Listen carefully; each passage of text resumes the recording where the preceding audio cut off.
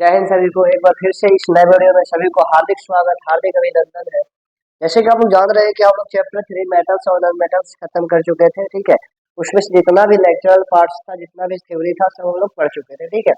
आज बात आती है एनसीईआरटी सॉल्यूशन का। देखिए, अब उतना पढ़ने के बाद भी क्या होता है कि एनसीईआरटी सॉल्यूशन में कुछ ऐसी बातें होती हैं जो समझ में बस नहीं आती है, ठीक है ना। तो क्वेश्चन सेम होता है, मैं तुरंत बताऊंगा। जो आपको से मतलब जो बातें पढ़े होंगे, यदि आप अच्छी तरह से चैप्टर 3 को कंप्लीट किए होंगे, तो वहां पे यहाँ से मतलब एक क्वेश्चन भी बाहर नहीं जाएगा। समझ में आई बात है। तो एक क्वेश्चन भी बाहर नहीं जाएगा, लेकिन पूछने का जो तरीका होता है ना, वो थोड़ा सा डिफरेंट हो जाता है। फिलहाल इस कारण से थोड़ा सा टफ लगने लगता है, ठीक है। लेकिन टफ ऐसा कुछ होता नहीं है। लेकिन हाँ, अब थोड़ा सा हम लोग आज क्या करेंगे कि आज प्रयास करेंगे इस लेक्चर में क्या हो जाना चाहिए, एनसीईआरटी सॉल्यूशन खत्म हो जाना चाहिए। तब अगले लेक्चर में हम लोग चैप्टर नंबर 4 कार्बन और इट्स कंपाउंड, मतलब कि कार्बन और इसके यौगिक की बात करेंगे। समझ में आई बात है। तो चलिए आइए स्टार्ट करते, देखिएगा ध्यान से। इसमें से क्वेश्चन हम उतार कर लेते हैं ताकि हमको ज्यादा समय बताने में ना लगे। समझ में आई बात है। आपके पास यदि एनसीईआरटी बुक्स है तो आराम से क्वेश्चन उतार सकते हैं, नहीं तो यहाँ पे भी क्वेश्चन साफ साफ उतारा हुआ है। आप अच्छी तरह से यहाँ पे मतलब क्वेश्चन उतार करके आप जवाब दे सकते हैं, क्योंकि देखिए एनसीईआरटी का सॉल्यूशन बहुत ही महत्वपूर्ण होता है, ठीक है। क्योंकि आप चैप्टर पढ़ चुके हैं, ठीक है, कोई बातें नहीं, लेकिन हाँ, आपको एनसीईआरटी सॉल्यूशन भी करने आनी चाहिए, ठीक है। तो देखिए पहला क्वेश्चन क्या बोला जा रहा है ना, कि निम्न में से कौन सा युग्म, युग्म मतलब होता है जोड़ा, आपको पता होगा। हम लोग ऐसे समझते हैं युग्म, युग्म मतलब होता है जोड़ा, लेकिन यहाँ पे बोला जा रहा है युग्म, युग्म मतलब यहाँ पे समझिएगा मतलब जोड़ा विस्थापन अभिक्रिया दर्शाता है। रही बात ये वाला विस्थापन अभिक्रिया का, तो विस्थापन अभिक्रिया वाला तो चैप्टर नंबर 1 में हम लोग पहले बातें आपको पता होगा। चैप्टर नंबर 1 में था 5 प्रकार की मतलब अभिक्रिया, जो कि वहां पे विस्थापन अभिक्रिया आता था। लेकिन यहाँ का सवाल यहाँ पे पूछ लिया, जबकि यहाँ पे हम लोग पढ़े नहीं है, लेकिन यहाँ पे धातुओं की क्रियाशीलता दी हुई है। आपको पता होगा यहाँ पे 2-3 बार हम लोग धातुओं की क्रियाशीलता देखते हैं, इसी कारण से चैप्टर यहाँ पे बहुत इंपोर्टेंट है और एक क्वेश्चन पूछ लिया। समझ में आई बात। तो देखिए क्या हो रहा है, यहाँ पे देखिए बोला गया है कि निम्न में से कौन सा युग्म विस्थापन अभिक्रिया दर्शाता है। विस्थापन अभिक्रिया देखिए तो क्या होता था कि एक अधिक क्रियाशील कम क्रियाशील वाले तत्व को क्या कर देता है, उसके लवण विलयन से विस्थापित कर देता था। यदि आपको क्लियर होगा, ये बातें आपको समझ में आया होगा। अभी थोड़ा सा मैं क्रियाशीलता का श्रेणी दिखाऊंगा। अब वहां पे यदि क्रियाशीलता श्रेणी में लिखूंगा, तो उसमें आप देखिएगा कौन सी धातु किससे ज्यादा क्रियाशील होती है। समझ में आई बात है। बिकॉज वो आपको पता नहीं होगा तो ये शायद क्वेश्चन नहीं बन पाएगा। ध्यान से देखिएगा, आपको पता होगा, थोड़ा सा इधर लिखते बिकॉज इसका तो सवाल यहाँ है नहीं, लेकिन फिर भी लिखने का प्रयास करते हैं। सबसे पहले पोटेशियम आता था।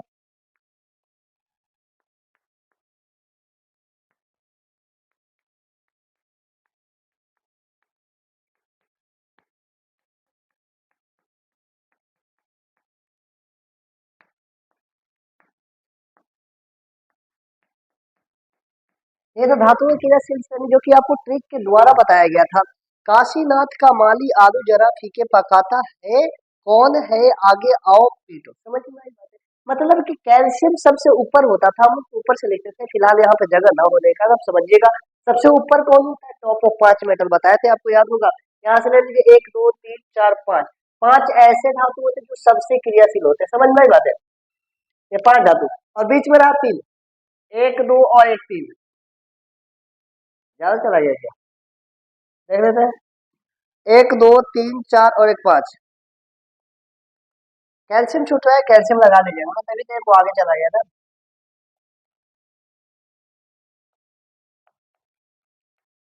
हाँ अब हो गया, ठीक है। काशीनाथ का माली आलू आलू जरा फीके पकाता है, कौन है आगे आओ पीटो। समझ में आई बात। ये आपका ट्रिक था। और आपको पता होगा यहाँ से 5 धातु, 5 धातु जो कि बहुत ज्यादा क्रियाशील है, यहाँ से 3 ले लीजिए। तो आपको एक ट्रिक भी बताया गया था, 535, यहाँ से 5, यहाँ से 3 ले लीजिए। यहाँ से क्या होता है, यहाँ से 5 धातु, 1 2 3 4 5, 1 2 3 और 1 2 3 4 5, मतलब फास्ट में 5 धातु और बीच में 3 धातु और फिर से 5 धातु लास्ट में। जो कि आपको बताया गया था, सबसे नीचे वाले 5 धातु एकदम से क्रियाशील नहीं होते, बहुत ही कम क्रियाशील होता है। बीच वाले में मध्यम होते हैं, मतलब कि यह क्रिया करता भी है और मतलब कम करता। समझ में आई बात है। मतलब इतना ज्यादा भी नहीं करता है कि उनसे जीत जाएगा, लेकिन हाँ करता है, लेकिन कम मात्रा में करता है, और इनसे तो ज्यादा करता है। और ये टॉप ऑफ 5 मेटल बहुत ज्यादा क्रियाशील होने के कारण इनको सबसे ऊपर रखा जाता है। अब ध्यान से देखेंगे, NaCl एक प्रकार का विलयन है ना, आपको तो यही पढ़ा है कभी विस्थापन अभिक्रिया में, कि एक अधिक क्रियाशील धातु कम क्रियाशील वाले धातु को क्या करेगा, विस्थापित कर देगा। क्या, उसके लवण विलयन से। तो विलयन दिया हुआ है, Na धातु है क्या, कॉपर भी धातु है, कॉपर धातु भी दिया हुआ है, हम धातु नहीं लिखे हैं लेकिन समझिएगा कॉपर धातु होते इतना बात आपको समझ में आता है। तो कॉपर धातु सोडियम को यहाँ हटा सकता है क्या, देखेंगे यहाँ पे सोडियम यहाँ आ रहा है और कॉपर कहाँ बहुत नीचे आ रहा है, तो कॉपर की क्रियाशीलता कम है, इसी कारण से या तो विस्थापन अभिक्रिया होगा ही नहीं, या यदि रिएक्शन भी करवाएंगे तो रिएक्शन होगा ही नहीं, समझ में आई बात है। या तुरंत से इसे रिएक्शन नहीं करने देगा क्योंकि इसकी क्रियाशीलता सोडियम का कॉपर से खुद ही बहुत ज्यादा है।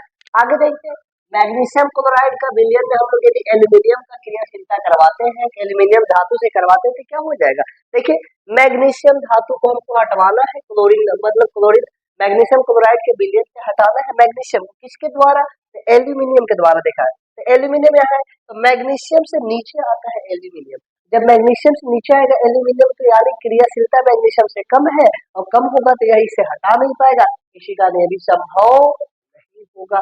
आगे देखते हैं FeSO4 यानी फेरस सल्फेट के विलयन से हमको आयरन को हटाना है, किसकी मदद से, तो सिल्वर की मदद से, तो आयरन कहाँ पे आता है हमारा, आयरन यहाँ पे आता है और देखिए ध्यान से आगे सिल्वर यहाँ पे चला, मतलब कि आयरन से सिल्वर बहुत ही नीचे आता है, नीचे मतलब सबसे नीचे चला जा रहा है, तो इसकी क्रियाशीलता तो बहुत कम होगा जबकि आयरन की बहुत ज्यादा होगा, यह भी संभव नहीं होगा, मतलब हटा नहीं पाएगा। लेकिन ध्यान से देखिएगा AgNO3 मतलब सिल्वर नाइट्रेट के विलयन से आपको कॉपर से यदि इसको विस्थापित करवाया जाए तो होगा क्या, तो ध्यान से देखेंगे सिल्वर यहाँ पे धातु आ रहा है, सिल्वर यहाँ पे है और कॉपर कहाँ पे, तो कॉपर यहाँ पे है, मतलब कि समझेंगे यहाँ पे कॉपर, तो सिल्वर से ऊपर आ रहा है कॉपर, मतलब कि हम रिएक्शन करवाएंगे ऐसे AgNO3, तो यदि हम लोग सिल्वर बोल रहे कॉपर से रिएक्शन करवाएंगे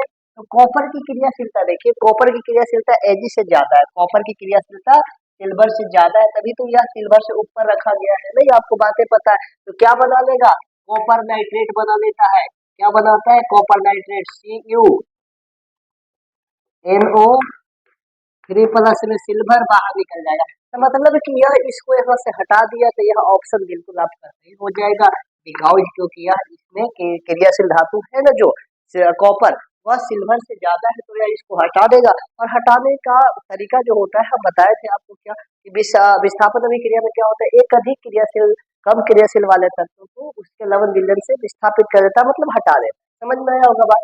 दूसरा क्या, लोहे के फ्राइंग पैन को जंग लगने से बचाया जाता है, निम्न में से किस विधि का उपयुक्त किया जाता है, यहाँ पे क्वेश्चन समझिएगा, फ्राइंग पैन मतलब लोहे का फ्राइंग पैन समझ में आता है, मतलब जैसे कोई सामान होता है बनाने के लिए, फ्राइंग करने मतलब तलना होता है, भुनना, जिसमें भुना जाता है ना कुछ चीज, मतलब जैसे आप कढ़ाई देखे होंगे, सिंपल सा बोले तो पैन मतलब कढ़ाई होता है ना, तो यदि कढ़ाई होता है तो कढ़ाई के ऊपर आखिर जो होता है ना चिकना परत होता है, चिकना परत किससे बनाया जाता है, आखिर लोहा वैसा तो नहीं होता है, लोहा सिंपल से आप देखे होंगे कि लोहा क्या होता है, ऐसा होता है सिंपल सा रड आकार का देखते हैं, तो वैसा मतलब होता है सिल्वरी ग्रे कलर का होता है, लेकिन उसमें जंग लग जाता है, लेकिन फिर भी आप बताइए जिसमें जब खाना वाना बनाया जाता है वो फ्राइंग पैन मतलब जिसे हम लोग कढ़ाई कहते हैं, समझ में आई बात है, तो उसमें वो जंग क्यों नहीं लगता है, तो वही बोला जा रहा है कि बचाने के लिए कौन सा उपयुक्त विधि लगाया जाता है, तो ग्रीस लगाया जाता है, ग्रीस मतलब कि वह चिकना वाला पदार्थ क्या, यह तो बिल्कुल नहीं होगा भाई, कभी ग्रीस लगाकर खाना बनाया जाएगा क्या, तो वो तो ही नहीं है,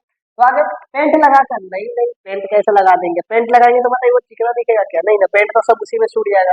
तीसरी बात है जिंक का परत चढ़ा कर क्या, और लास्ट में सभी तो होगा नहीं, और ये बातें सही क्योंकि जिंक का परत चढ़ा करके जो लोहे का फ्राइंग पैन होता है, तलने वाला जो कढ़ाई का पैन होता है ना ऊपरी का सतह उसे बहुत चिकना बनाया जाता है, इसी कारण आप देखिएगा हमेशा वह चमकते रहता है, ठीक है, और चमकने के साथ कुछ दिक्कत नहीं होता, इसी कारण जिंक का परत चढ़ाया जाता है, समझ में आई बात है, ये समझने वाला क्वेश्चन था। अगला, कोई भी धातु ऑक्सीजन के साथ क्रिया करके उच्च गलनांक वाला यौगिक निर्मित करता है जो जल में विलय है, यह तत्व है, ध्यान से देखिएगा, हमने बताया था क्या कि जब धातु ऑक्सीजन के साथ क्रिया करती है तो क्या बनाती है, धातु ऑक्साइड का निर्माण करती है, आप बातें आपको अच्छी तरह से क्लियर होगा। अब यहाँ पे बोला जा रहा है कि इतना में से कौन ऐसा धातु है जो क्या करेगा, ऑक्सीजन के साथ क्रिया करके धातु ऑक्साइड का तो निर्माण तो करेगा लेकिन वह जल में विलय होना चाहिए, विलय मतलब घुल जाना चाहिए, तो बताइए कार्बन धातु है क्या, पहले ही गलती हो गई, सिलिकॉन अधातु, बिकॉज क्यों, क्योंकि अधातु है, अधातु ऐसे तो बोलेंगे नहीं, यह आता है उपधातु में, आपको पता होगा कार्बन भी उपधातु है, सिलिकॉन भी उपधातु है। क्यों? क्योंकि इसके बाहरी कक्षा में 4 इलेक्ट्रॉन होता है, 4 इलेक्ट्रॉन में यह इलेक्ट्रॉन को साझेदारी करता है, दे भी सकता है ले भी सकता है, तो यह उपधातु की श्रेणी में आता है। आपको बातें अच्छी तरह से बताया गया है। अब आगे, आयरन भी धातु है और ये भी धातु है कैल्शियम। तो दोनों में से कौन धातु ज्यादा मतलब कि ऑक्सीजन के साथ रिएक्शन करके धातु ऑक्साइड तो बनाएगा लेकिन जल में विलय होना चाहिए। तो आयरन जब बनाता है ऑक्सीजन के साथ रिएक्शन करके तो बनाता है Fe2O3। यदि रिएक्शन में बताओ तो Fe को यदि हम बनाते हैं ऑक्सीजन के साथ क्रिया करवाते हैं तो बनाता है Fe2O3। फेरस ऑक्साइड मतलब कि इसका बोलते हैं धातु ऑक्साइड का निर्माण करता है, जो कि जल में क्या होता है, अघुलनशील, मतलब घुलता नहीं है। अब ऐसा बोला गया यहाँ पे कि देखिए उच्च गलनांक भी होना चाहिए, मतलब कि गलनांक मतलब कि यदि इसको पिघलाया जाए ना, मतलब कि गलनांक मतलब होता है ठोस अवस्था से द्रव अवस्था में बदलने के लिए जितना ताप चाहिए ना, उसे हम लोग गलनांक बिंदु कहते हैं। तो उच्च गलनांक होना चाहिए। तो हो सकता है कि इसका उच्च गलनांक बिंदु न हो, लेकिन हाँ, यह जो होता है जल में क्या होता है, अविलय होता है। लेकिन यहाँ बातें बोला गया, ध्यान से देखिएगा, विलय बोला है, जल में विलय होना चाहिए। अब यहाँ पे कैल्शियम को यदि मैं ऑक्सीजन के साथ रिएक्शन करवाऊं तो कैल्शियम यहाँ से ऑक्सीजन के साथ रिएक्शन करेगा तो क्या बनाएगा, CaO, कैल्शियम ऑक्साइड बनाएगा। समझ में आई बात है? क्यों? ध्यान से देखिए, इसका वैलेंसी 2 होता है, इसका वैलेंसी 2 होता है, 2 मल्टीप्लाई होकर खत्म हो गया, कैल्शियम ऑक्साइड बना देता है, जो कि एक प्रकार का धातु ऑक्साइड और यह जल में विलय होता है, ठोस पदार्थ है और इसका उच्च गलनांक होता है, मतलब द्रव अवस्था में बदलने के लिए हमको उच्च ताप देना पड़ेगा। समझ में आई बात है? तो कौन सा धातु हो जाएगा भाई, कैल्शियम हो जाएगा। कोई दिक्कत आया होगा समझ में? आगे, खाद्य पदार्थ के डिब्बों पर जिंक के बजाय SN यानी SN मतलब होता है टीन, आपको याद नहीं होगा तो लिख लीजिए, क्या बोला जाता है, टीन बोला जाता है। हम लोग टीन कहते हैं ना, उसी को कहते हैं SN। SN मतलब टीन। टीन का लेप क्यों होता है? आप देखिएगा, जो खाने वाला सामान होता है ना, खाने वाला सामान मतलब कि ऐसा प्लास्टिक नहीं बोला जा रहा है, जैसे महंगा वाला कुछ सामान आता है तो वह देखिएगा टीन का परत में आता है। जैसा देखिएगा, आप देखे होंगे ऑयल, बहुत सारे बड़ा बड़ा टीना में आता है, टीना देखे होंगे ना, तो उसमें आता है ऑयल। उसी प्रकार से गुड़ भी आता है, बहुत सारे ऐसे सामान होता है जो टीना का बर्तन में आता है। समझ में आई बात? तो बोला जा रहा है SN में मतलब टीन का परत क्यों चढ़ाया जाता है खाद्य पदार्थ के डिब्बों पर जो आता है ना, वह बना तो होता है लोहा का, लेकिन ध्यान से देखिएगा उस पर टीन का परत बनाया जाता है ताकि वह चमके। समझ में आई बात है ना? तो ऐसे लोहा तो दिखता है ऐसा सिंपल सा, आप देखेंगे रड ऐसा होता है ना, वैसा सिल्वरी ग्रे दिखेगा और बाद में जाकर जंग लग जाएगा, जंग लग जाएगा तो तुरंत से खत्म हो जाएगा। ठीक है, इसी कारण से बनता तो लोहा का है, लेकिन हाँ, उस पे ऐसे यानी टीन का परत मतलब जमाया जाता है, बाहरी से चढ़ाया जाता है। समझ में आई बात है? तो वह क्यों चढ़ाया जाता है? आखिर खाद्य पदार्थ के डिब्बों पर जिंक का परत क्यों नहीं चढ़ाया जाता? समझ में आई बात है? यही पूछा जा रहा है, जिंक के बजाय एसएन यानी टीन का परत क्यों चढ़ाया जाता है? तो हमको पता है कि जिंक की क्रियाशीलता क्या होती है, टीन से बहुत ज्यादा होती है। देखिए ध्यान से, क्या है जिंक की क्रियाशीलता, यहाँ टीन कहाँ चला गया भाई, छोड़ दिए क्या, SN। इसमें तो लिखे ही नहीं है।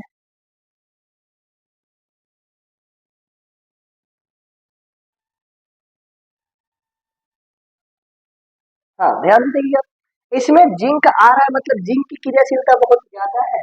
और टीन जो होता है ना, टीना जिसे हम लोग कहते हैं टीन, SN, यह एक प्रकार का धातु है लेकिन इसकी क्रियाशीलता बहुत ही कम होती है, इसी कारण से इसको धातु के श्रेणी में नहीं रखा गया। समझ में आई बात है? धातु की श्रेणी हमको केवल इतना ही पढ़ना था जो कि आपको पढ़ाया गया, लेकिन टीन को नहीं रखा गया क्योंकि इसकी क्रियाशीलता बहुत कम होती है। तो क्या लिखेंगे, क्योंकि टीन के अपेक्षा जिंक की क्रियाशीलता बहुत ज्यादा होती है। समझ में आई बात है? जो कि आपके ऑप्शन नंबर 3 में दिया से देखिएगा, मिल जाएगा वहां पे, लिखना है क्योंकि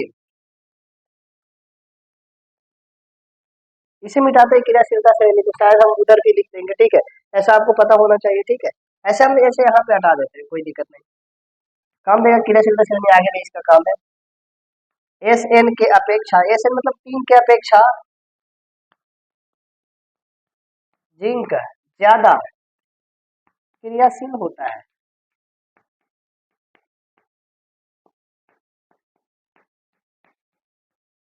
समझ में आई बात है?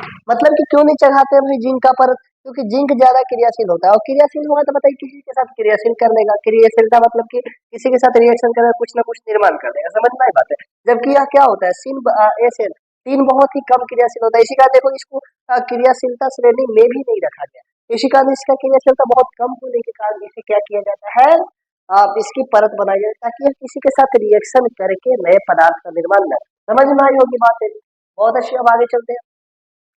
आपको पांचवा क्वेश्चन खुद से करना है, ठीक है। फिलहाल यहाँ पे मैं बताऊंगा, क्योंकि यह ऐसा क्वेश्चन जो कि आपको खुद से लिखना है, समझ में आई बात है कि आपको कितना समझ में आया कितना नहीं आया। हम तो यहाँ पे लिखवा देंगे, आपके उतार के चले जाएंगे, तो ऐसा बात नहीं होना कि आपको उतारने नहीं आना चाहिए और लिखने आना चाहिए। मैं बता दूंगा क्या, आपको एक हथौड़ा दिया गया है, सब कुछ मान दिया जाए, आपको एक हथौड़ा दिया गया। दूसरी बात है, एक बैटरी, बल्ब, तार, स्विच दिया गया, इतनी चीज आपको दिया गया। बैटरी दिया गया, हथौड़ा दिया गया, बल्ब, स्विच तथा तार दिया गया है।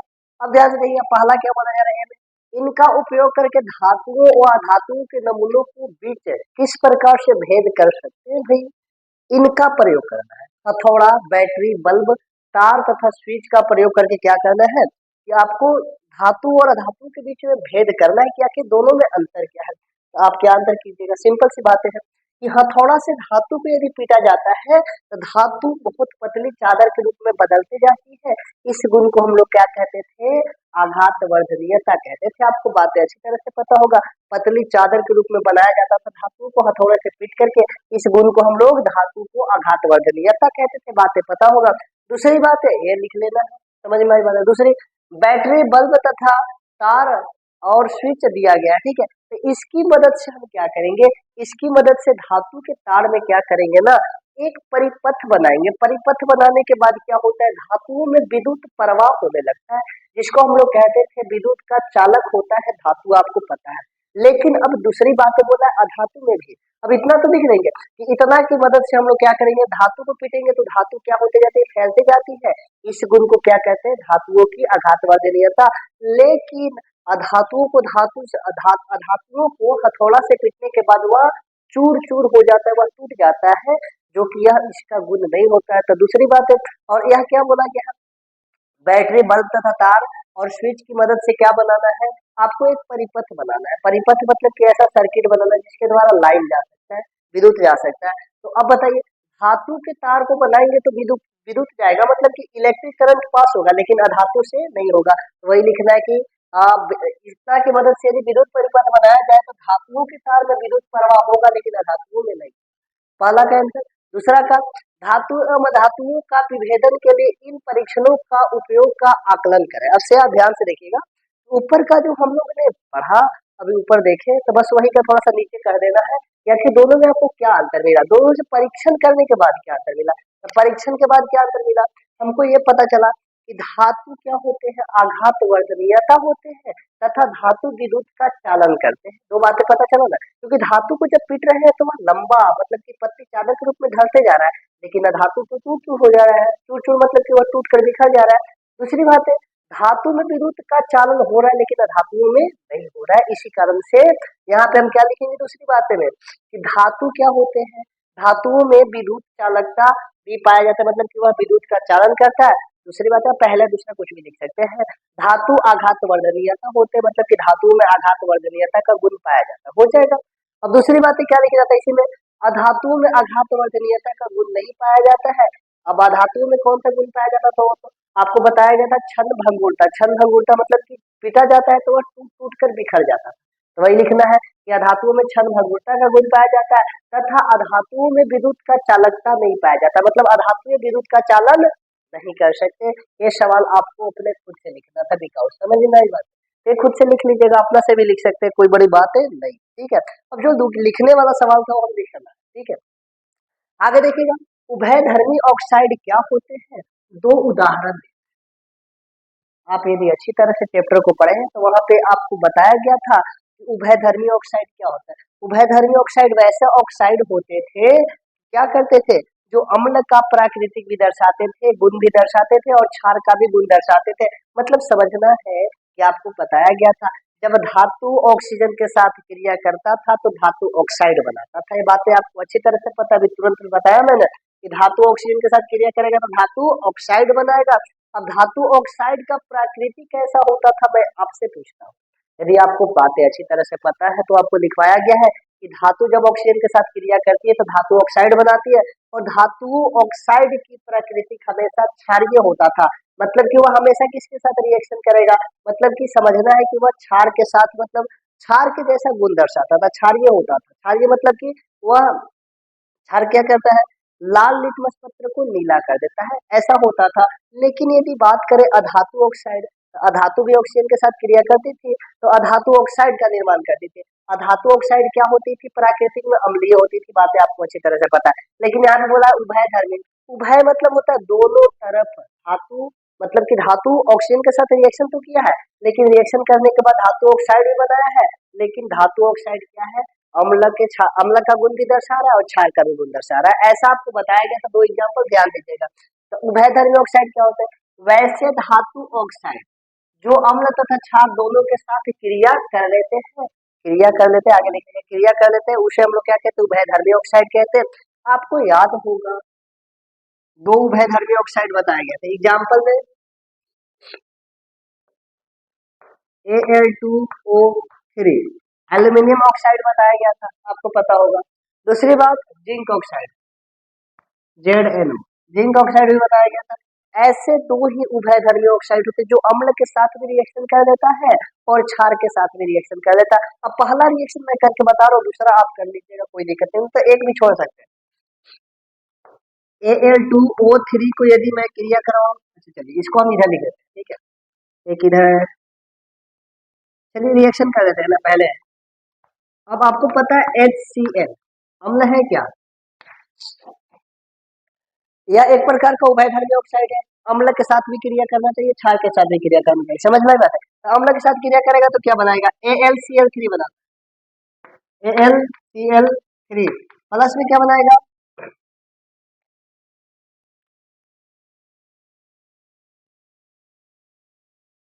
प्लस में जल बाहर निकलता था, आपको पता होना चाहिए कि यह एक प्रकार का लवण होता था और क्या होता था? जल बाहर निकालता था। मतलब कि अम्ल के साथ क्रिया करेगा तो भी लवण और जल का बाहर निकालेगा, और क्षार के साथ क्रिया करेगा तो भी अम्ल और जल का मतलब लवण और जल का निर्माण करेगा। क्या पहला अम्ल के साथ क्रिया करवाए HCl अम्ल, आपको पता है ना। दूसरी बात मान लिया जाए Al2O3 का क्रिया हमने NaOH के साथ करवाया, यह एक प्रकार का क्षार है और क्षार के साथ क्रिया करवाए तो क्रिया होना चाहिए, तो क्रिया करवाएंगे तो होना भी चाहिए और होगा ही, ऐसा बातें नहीं है। ध्यान से देखिए क्या बनेगा?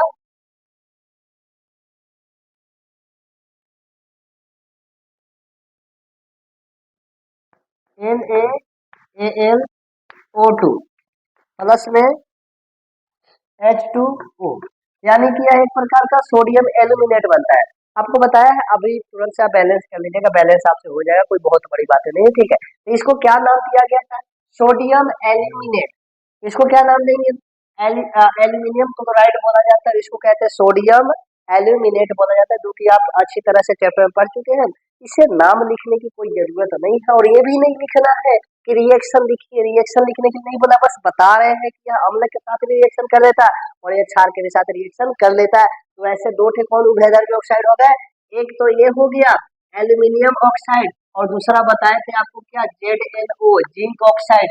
बस इतना लिखना है कि एल्यूमिनियम ऑक्साइड और जिंक ऑक्साइड दो ऐसे उभयधर्मी ऑक्साइड है जो अम्ल और क्षार दोनों के साथ रिएक्शन कर लेते हैं। अब आपको यहाँ बताने के लिए रिएक्शन करवाना था, रिएक्शन आवश्यकता नहीं है क्योंकि आपसे क्वेश्चन में नहीं पूछा है, लेकिन हाँ आप करना चाहते हैं तो कर लीजिएगा, कोई दिक्कत नहीं है क्योंकि आपको बता दिया गया, ठीक है। तो दो आपको उभयधर्मी बता दिया गया, और ऐसे दो ही धातु ऑक्साइड होते हैं जो दोनों का गुण प्रदर्शित करते हैं, ना तो कोई भी नहीं। समझ में आई बात है? आपको बताया गया।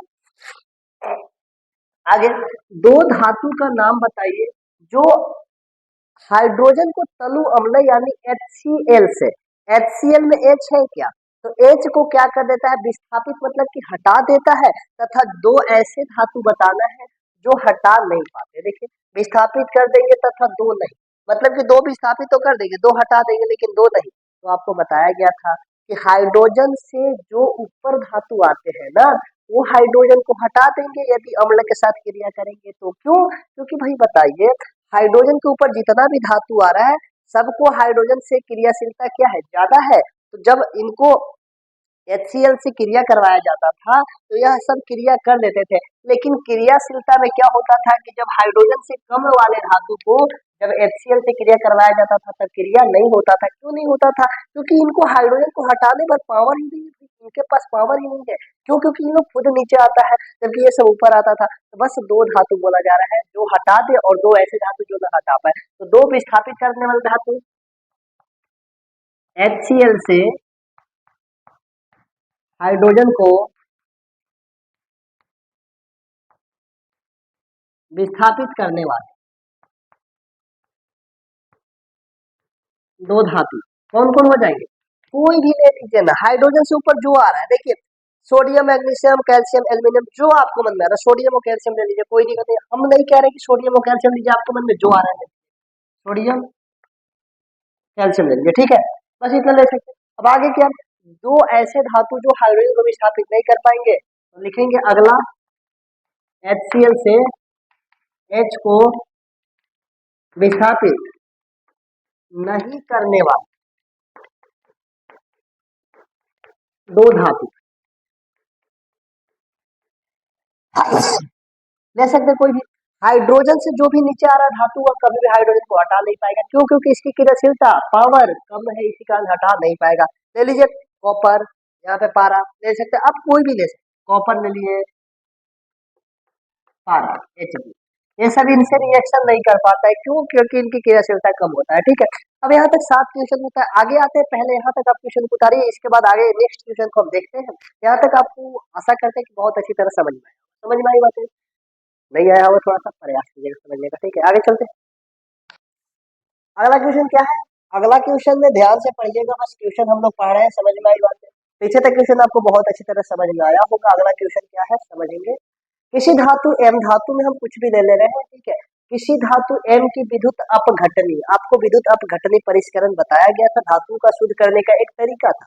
यदि आप अच्छी तरह से पढ़े होंगे तो वहां समझ में आया होगा, नहीं तो कोई बात नहीं, फिर से पढ़ाएंगे, चिंता मत कीजिए, ठीक है। परिष्करण में आप एनोड और कैथोड अपघट्य कैसे बनाएंगे, समझ में आना चाहिए। विद्युत अपघटनी परिष्करण ऐसा था, कुछ ऐसा बीकर लिया जाता था, इसमें एक एनोड बनाया जाता था और एक कैथोड बनाया जाता था। अब यहाँ पे से क्या होता है, एक अधातु लिया, यहाँ पे धातु रहता था, यहाँ पे भी धातु होता था, लेकिन यहाँ पे अशुद्ध धातु होता था, क्यों? क्योंकि अशुद्ध धातु से हमको शुद्ध धातु को निकालना होता है, इसी कारण से अशुद्ध धातु लेते थे, और यहाँ पे क्या होता था, शुद्ध धातु होता था, जो कि यहाँ से शुद्ध धातु निकलेगा तो जाकर इसमें चिपक जाता था, आपको पता होगा, और यहाँ पे जो अशुद्ध पदार्थ होता है यहाँ पे जम जाता था, ठीक है। तो ध्यान से देखिएगा, इसमें विद्युत अपघटनी परिष्करण क्यों बना, क्योंकि यहाँ से हम एक वायर जोड़ते थे, मतलब कि एक करंट फ्लो होने के लिए जोड़ते थे, समझ में आई बात है। इस कारण से इसमें बोला जाता है विद्युत अपघटनी परिसर, मतलब परिष्करण, क्योंकि इसमें विद्युत का प्रवाह करते थे, समझ में आई बात है। अब यहाँ पे देखिएगा, बैटरी का जहाँ पे प्लस चार्ज होता है वहां पे हम लोग प्लस कहते हैं, एनोड यानी कि माइनस को हम लोग क्या कहते हैं, माइनस चार्ज कहते हैं, समझ में आई बात है। इधर बड़ा वाला है तो प्लस होगा, इधर छोटा वाला है तो माइनस होगा, यानी यह क्या हो जाएगा, माइनस, और यह क्या हो जाएगा, प्लस। अब बोला जा रहा है जो माइनस वाला होता है इसे हम कहते हैं कैथोड, आप अच्छी तरह से पढ़े होंगे, और जो प्लस वाला होगा इसे कहते हैं एनोड। वे भी बातें नहीं जानते तो बहुत गलती बात है, क्योंकि आपको अच्छी तरह से बातें बताएगा, ठीक है। अब ध्यान से देखा जाए, क्या मैंने लिखा, विद्युत अपघटनी शोधन में, शोधन मतलब कि यही होता है धातुओं को हमें प्राप्त करना है। इस चैप्टर में धातु और धातु की बात हुआ है, तो धातु मिलते कहाँ है, धातु को हमको प्राप्त करना है, तो वही बोला जाता है धातुओं का शोधन। तो धातुओं का शोधन के लिए क्या किया जाता है, विद्युत अपघटनी शोधन में अशुद्ध धातु, अशुद्ध मतलब कि धातु के साथ और कुछ मिला हुआ है, समझ में आई बात है। मतलब कि आपको पता है सोडियम के साथ हो जाएगा क्लोरीन मिल गया, तो हमको क्लोरीन तो नहीं चाहिए, सोडियम चाहिए ना। इसी प्रकार से मान लिया जाए कि सोडियम कार्बोनेट मिल गया, तो हमको कार्बोनेट तो नहीं चाहिए, क्या कॉपर कार्बोनेट मिल गया, तो कार्बोनेट नहीं चाहिए, हमको कॉपर चाहिए। इसी प्रकार से और भी आपको एग्जाम्पल बताया गया था, जैसे कि आपको बहुत सारे ऐसे धातु मिल गया, धातु में बहुत सारे अशुद्ध पदार्थ मिलते हैं, तो उन अशुद्ध पदार्थों से धातु को हमको क्या करना है, साफ करना है। इसी कारण यहाँ पे बोला गया अशुद्ध धातु, अशुद्ध धातु के रूप में कुछ हो सकता है, sodium, magnesium, copper, aluminium, zinc, कुछ भी हो सकता है, समझ में आई बात है। तो अशुद्ध धातु को हम लोग क्या बनाते हैं, एनोड, एनोड तथा शुद्ध धातु को हम लोग क्या बनाते हैं, कैथोड बनाते हैं। अब ध्यान से देखिएगा, जो शुद्ध धातु होगा ना, शुद्ध धातु को हम लोग क्या कहेंगे, यहाँ पे जो शुद्ध धातु होगा यहाँ पे हम लोग शुद्ध धातु लगाएंगे। एनोड मतलब कि सॉरी सॉरी सॉरी, एनोड किसको बनाने के लिए बोला गया, एनोड मतलब कि अशुद्ध धातु को बनाया गया। अब यहाँ पे अशुद्ध धातु जो कि धातु के साथ और भी पदार्थ जुड़ा हुआ है उसको हम यहाँ पे रख देंगे, और जो शुद्ध धातु होगा ना उसको हम लोग क्या बना देंगे, कैथोड बना देंगे। तो ध्यान से देखिएगा, जब इतना करने के बाद जब आप विद्युत दीजिएगा ना, तो यहाँ से अशुद्ध पदार्थ निकल करके यहाँ पे जमा हो जाएगा, तथा शुद्ध पदार्थ मान लिया जाए कुछ भी है, धातु यहाँ पे एम लिया है, हमने ले लिया कैल्शियम, हमने ले लिया कॉपर, तो जाकर के कॉपर होगा तो कॉपर जाकर यहाँ पे चिपक, कैल्शियम होगा तो यहाँ पे चिपक, समझ में आई बात है। क्यों, ध्यान से देखिएगा, जो कि धातु एम के लवण विलयन में विद्युत अपघटन के लिए उपयोग किया जाता है। जैसे कि मान लिया कॉपर हम लिए है ना, यहाँ पे लवण विलयन क्या बोला जा रहा है, ध्यान से समझिएगा। लवण विलयन का मतलब यहाँ पे कॉपर धातु है, यहाँ पे कॉपर मतलब कि यहाँ पे कॉपर के साथ कुछ और अशुद्ध पदार्थ है, जो कि अशुद्ध पदार्थ नीचे हट चुका है और शुद्ध धातु जो है जाकर इस पे चिपक गया है। क्यों? क्योंकि यहाँ पे शुद्ध धातु कॉपर का लिया था। मान लिया एम धातु में क्या फिर से समझते हैं, एम धातु हमने ले लिया, एम धातु हमने ले लिया कॉपर, कॉपर का ले लिया, कॉपर के साथ और कुछ भी तो जोड़ा होगा ना। मान लीजिए कॉपर ऑक्साइड है, तो कॉपर ऑक्साइड वाला हमने यहाँ रख दिया और कॉपर का यहाँ रख दिया। समझ में आई बात है क्या? अब दोनों को क्या किया, एक को हमने एनोड पर किसको रखा, एनोड पे अशुद्ध को, कॉपर ऑक्साइड को रख दिया, और शुद्ध वाला को कहाँ रख दिया, कैथोड पर। समझ में आई बात है, मतलब माइनस वाले चार्ज पे। अब जैसे विद्युत प्रवाह करेंगे, यहाँ से जो अशुद्ध पदार्थ निकलेगा, ऑक्सीजन ये सब, और शुद्ध पदार्थ मतलब बालू का, रेत का कण भी होता था ना, वो सब क्या होता था, अशुद्ध पदार्थ होता था, तो वो सब जाकर नीचे बैठ जाएगा। लेकिन कॉपर जाकर के इसमें जमा हो जाएगा, जो कि शुद्ध पदार्थ पहले से कॉपर हमने लिया था उसी में जाकर के सट जाएगा, चिपक जाएगा। तो यह होता है धातु को शुद्ध करना। अब इसमें लवण विलयन क्या बोला, लवण विलयन इसमें लेने के लिए हम आपको बताए थे एक प्रकार का, मतलब कॉपर को साफ करना है तो कॉपर सल्फेट का विलयन लेना होगा, CuSO4 का लेना पड़ेगा, कॉपर सल्फेट का विलयन लेना पड़ेगा। अब यहाँ पे सिल्वर को निकालना है तो सिल्वर नाइट्रेट का विलयन लेना पड़ेगा। सिल्वर नाइट्रेट का विलयन बताया था, सिल्वर नाइट्रेट AgNO3, सिल्वर को निकालना है तो AgNO3 का विलयन ले लीजिए, कोई दिक्कत, जिसका निकालना उसी का धातु का प्रयोग करना पड़ेगा। तो ध्यान दीजिएगा, धातु एम को निकालना है तो लवण किसका लेंगे भाई, एम का ना लेंगे, एम का ही विलयन होना चाहिए। तो हमको कॉपर का निकालना है तो कॉपर का विलयन ले चुके हैं। तो बस यही तो बातें बोला गया है ना, सिंपल सी बात है, कोई दिक्कत यहाँ तक नहीं होना चाहिए। अब यहाँ भी दिक्कत होगा, थोड़ा सा पीछे वाले लेक्चर में जाके देखिएगा, सबसे लास्ट लेक्चर में यही बातें बताएंगे, समझ में आई बात, क्योंकि अब डायरेक्ट देखिएगा तो यहाँ पे तो कुछ बातें रहेगी ना। अब ध्यान से देखिए अगला क्वेश्चन है कि प्रत्यूष, प्रत्यूष नाम का कोई एक लड़का है या आदमी है, ले लीजिए, उसने एस यानी सल्फर के चूर्ण, सल्फर का चूर्ण मतलब कि सल्फर का पाउडर मिलता है, समझ में आई बात। आपको बताया गया तो सल्फर हो गया, कार्बन हो गया, ये सब अधातु है, लेकिन ये सब पाउडर के फॉर्म में पाया जाता है, मतलब ठोस अवस्था में पाया जाता है। चूर्ण है मतलब ठोस अवस्था है, सिंपल सी बात है, समझने वाले। तो सल्फर के चूर्णों को लेकर उसे गर्म किया और चित्र के अनुसार से क्या किया, उसने परख नली को उल्टा कर दिया। देखिए सीधा होना चाहिए था लेकिन उल्टा कर दिया, क्यों? क्योंकि उसने गैस को एकत्र किया, गैस को एकत्र किया मतलब गैस से वहां से चला ना जाए, इसी कारण से उसने क्या किया, गैस को यहाँ पे एकत्र किया ताकि जाकर गैस यहाँ पे जाकर जमा हो जाए। अब आगे क्या बोला जा रहा है, क्वेश्चन नंबर ए में बोला जा रहा है गैस की क्रिया क्या होगी। आखिर जो गैस निकला है गैस की क्रिया क्या होगी। पहला में ए, मतलब कि ए में पहला है क्या, सूखे लिटमस पत्र पर क्या होगा, गैस कुछ दर्शा पाएगा क्या, तो सूखे लिटमस पत्र पर गैस की कोई क्रिया नहीं होगी। लिखना है यहाँ पे सूखे लिटमस पत्र पर गैस की कौन सा गैस, तो सल्फर डाइऑक्साइड, जैसा भी दिखाएंगे कौन सा गैस निकलेगा, सल्फर है, ऑक्सीजन के साथ क्रिया करेगा तो सल्फर डाइऑक्साइड ही निकलेगा ना। तो गैस की कोई क्रिया नहीं,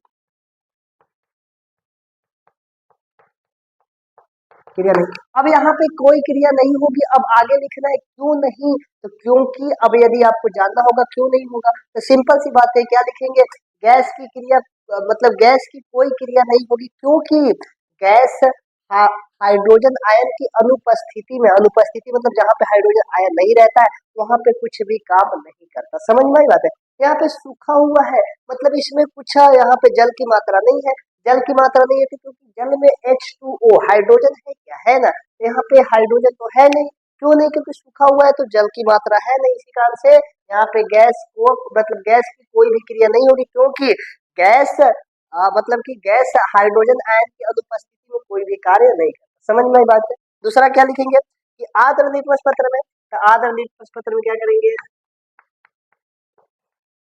गैस की क्रिया होगी, इसको देखकर फिर पहला वाला भी लिख सकते हैं, गैस की क्रिया होगी क्योंकि H+ आयन की उपस्थिति में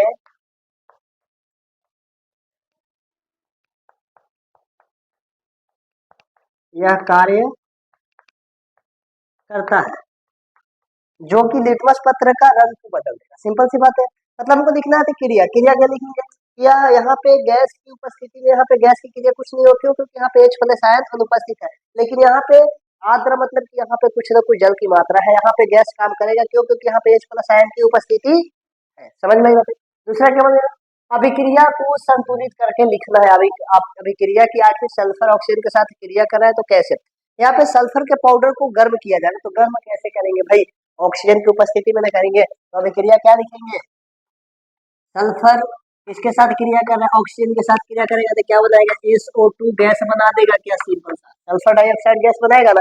अब आगे क्या, सल्फर डाइऑक्साइड गैस किसके साथ क्रिया किया, और सूखे हुए लिटमस पत्र के साथ क्रिया किया क्या, नहीं इसमें जल ही नहीं था, लेकिन इसके साथ क्रिया किया, तो क्रिया करा तो किसके साथ, इसके साथ किया तो इसके साथ में रिएक्शन करेगा, इसके साथ तो कुछ हुआ ही नहीं, इसके साथ तो रिएक्शन ही नहीं करेगा, तो दूसरा वाला क्या हो जाएगा, SO2 गैस निकला, किसके साथ रिएक्शन किया, क्योंकि यहाँ पे जल मौजूद है, आर्द्र मतलब कि यहाँ पे जल है ना, तो जल मतलब कि H2O मौजूद है, तो हम क्या बनेंगे, अब यहाँ पे रिएक्शन करेगा तो कुछ ना कुछ बनाएगा ना, क्योंकि इसमें H प्लस आयन है, तो क्या बनाता है, लिखेंगे H2SO3, यहाँ पे बनाता है क्या, H2SO3 का निर्माण करता है, जो कि देखिएगा ध्यान से, आपको पता चल चुका है यहाँ पे रिएक्शन करेगा, लेकिन यहाँ पे रिएक्शन नहीं करेगा, समझ में आई बात।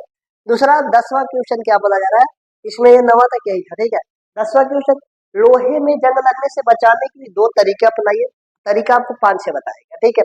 आपको 2 तरीका लगाना है, लोहे में जंग लगाने से पहले, मतलब जंग लगने से बचाने के 2 तरीके क्या हो सकता है, उदाहरण में पाला लिख लीजिएगा, जैसे कि पेंट करना,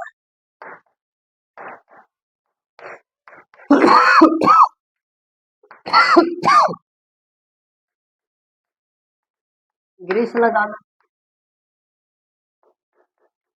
हो सकता है ना, 2 तरीका पूछा है, कोई भी लिख सकते हैं, जिंक का परत लगाना हो सकता है, एल्यूमिनियम ऑक्साइड का परत लगाना हो सकता था, लेकिन हम केवल इतना लिख, क्या करेंगे, पेंट लगाना पहला तरीका, दूसरा ग्रीस लगाना है, आपको बातें अच्छी तरह से पता है, ठीक है। तीसरा, अब ये वाला मिटाते हैं, बिकॉज ये वाला बताना है 11वां क्वेश्चन को, ठीक है, तो यहाँ तक आपको उतार दिया हम अच्छी तरीके से, आगे चलते हैं।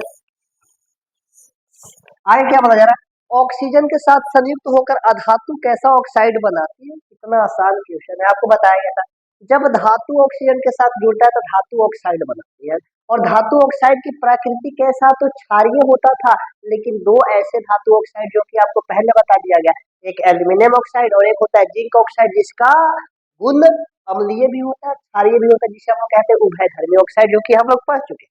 लेकिन जितने भी उसको छोड़ाकर, एल्यूमिनियम और जिंक को छोड़ाकर जितना भी धातु है ना, जब ऑक्सीजन के साथ क्रिया करेगा तो धातु ऑक्साइड बनाता है, और धातु ऑक्साइड का प्राकृतिक क्षारीय होता था। लेकिन यहाँ पे बोला है भाई अधातु, अधातु ऑक्सीजन के साथ मान लिया जाए कार्बन, इसके साथ रिएक्शन कर रहा है, ऑक्सीजन के साथ संयुक्त, संयुक्त मतलब होता है जुड़ना, संयुक्त होकर क्या बनाएगा, कार्बन डाइऑक्साइड बना लेगा, तो कार्बन डाइऑक्साइड की प्रकृति कैसा, तो ऑक्साइड बनाती है, अधातु कैसा ऑक्साइड बनाती है, तो हम लिखेंगे अम्लीय ऑक्साइड, क्या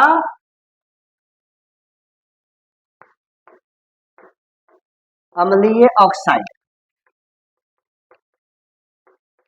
बनाती है,